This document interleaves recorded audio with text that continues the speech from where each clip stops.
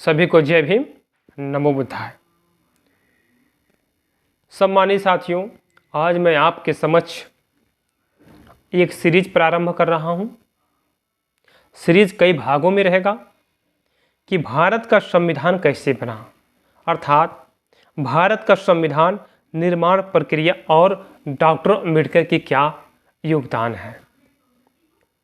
अगर आप संविधान को जानने में रुचि रखते हैं, जानना चाहते हैं कि वर्तमान में भारत का जो संविधान चल रहा है वह कैसे बना, तो निश्चित रूप से आपको ये जानना चाहिए कि भारत का संविधान कैसे बना।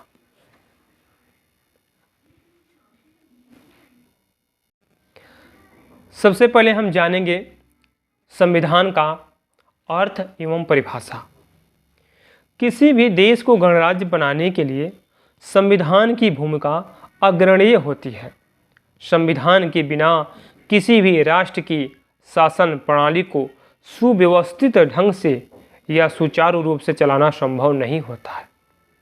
संविधान द्वारा देश की संपूर्ण शासन व्यवस्था को नियंत्रित किया जाता है। संविधान का अर्थ होता है सर्वश्रेष्ठ विधान या सर्वश्रेष्ठ कानून। किसी देश का संविधान उसकी राजनीतिक व्यवस्था का वह बुनियादी साचा ढांचा निर्धारित करता है जिसके अंतर्गत उसकी जनता शासित होती है। यह राज्य की विधायिका, कार्यपालिका और न्यायपालिका जैसे प्रमुख अंगों की स्थापना करता है, उनकी शक्तियों की व्याख्या करता है, उनके दायित्वों का सीमांकन करता है और उनके पारस्परिक तथा जनता के साथ संबंधों को विनियमन करता है। हर्मन फाइनर के अनुसार संविधान आधारभूत राजनीतिक संस्थाओं की व्यवस्था होती है। ब्राइस के अनुसार संविधान ऐसे निश्चित नियमों का एक संग्रह होता है जिससे सरकार की कार्यविधि प्रतिपादित होती है और जिनके द्वारा उसका संचालन होता है।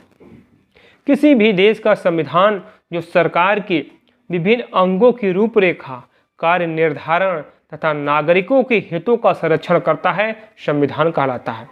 किसी देश अथवा किसी संस्था द्वारा बनाए गए वह नियम कानून जिसके माध्यम से देश अथवा संस्था का सुचारू रूप से संचालन हो सके उसे संविधान कहते हैं।